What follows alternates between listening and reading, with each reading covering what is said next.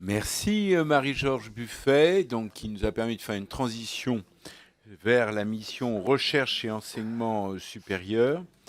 Et je vais donner à ce titre la parole à Émeric Breillet, qui va s'exprimer sur cette mission au nom du groupe socialiste, républicain et citoyen. Merci Monsieur le Président, merci Mesdames les rapporteurs pour vos rapports. Nous débutons aujourd'hui donc nos débats sur les crédits budgétaires. On l'a d'ailleurs déjà entreaperçu, ce débat est l'occasion, et c'est fort légitime, pour la majorité d'affirmer les grandes orientations qui sont les siennes, et pour l'opposition de faire valoir sa propre vision ou ses propres visions. L'objectif pour notre enseignement supérieur, mesdames les rapporteurs y revenaient tout à l'heure, est aujourd'hui, me semble-t-il, moins d'ailleurs la massification, déjà réalisée, même si nous vivons aujourd'hui, j'y reviendrai, une nouvelle phase, que la réelle démocratisation de l'accès à la diversité des études supérieures.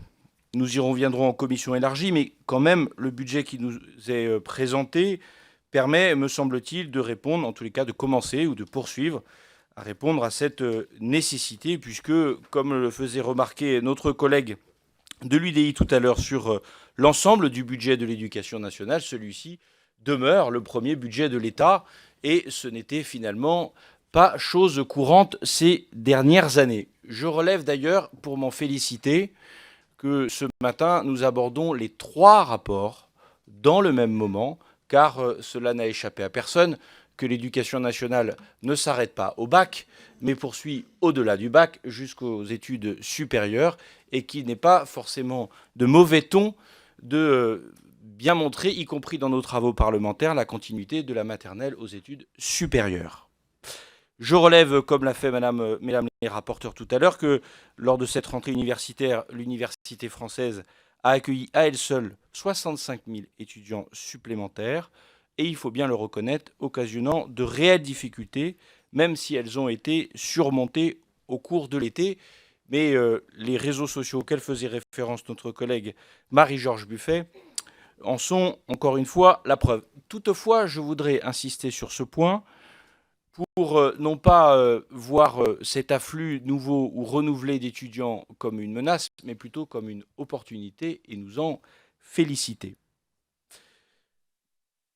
Je voudrais par ailleurs insister sur le rapport qu'a fait notre collègue Anne-Christine Lang sur la question de l'immobilier universitaire.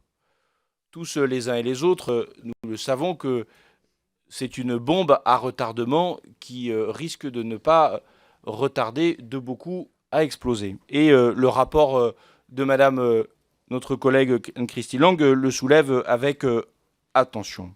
Elle nous a d'ailleurs donné des informations précises, s'appuyant sur un travail de qualité qu'elle a mené tout au long de ses auditions. Mais là aussi, force est de constater que les crédits augmentent, et ce fortement, alors même que nous sommes dans cette année de transition dans les CPER. J'aimerais toutefois, Madame la rapporteure, vous poser et revenir sur une question que vous avez vous-même effleurée, abordée, celle de la pédagogie inversée.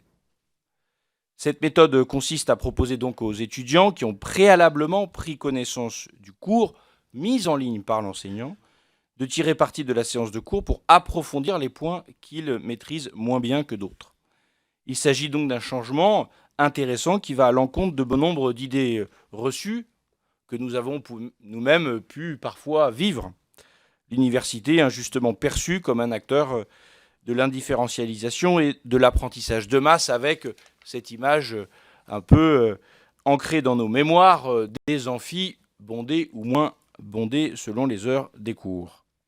Cette méthode pose toutefois, je l'imagine, des questions quant à l'utilisation des locaux qui ont été pensés pour des méthodes parfois plus traditionnelles et qui peuvent du même coup se retrouver inadaptés lors de la mise en œuvre de ces innovations pédagogiques. Est-il possible, Madame la rapporteure, Anne-Christine Lang, d'avoir des précisions sur ce sujet qui offre des perspectives intéressantes tant en manière de démocratisation de notre système d'enseignement supérieur que d'occupation et d'utilisation des locaux universitaires? Je vous remercie. Merci Émeric Breillet qui s'exprimait pour le groupe socialiste républicain et citoyen. Maintenant,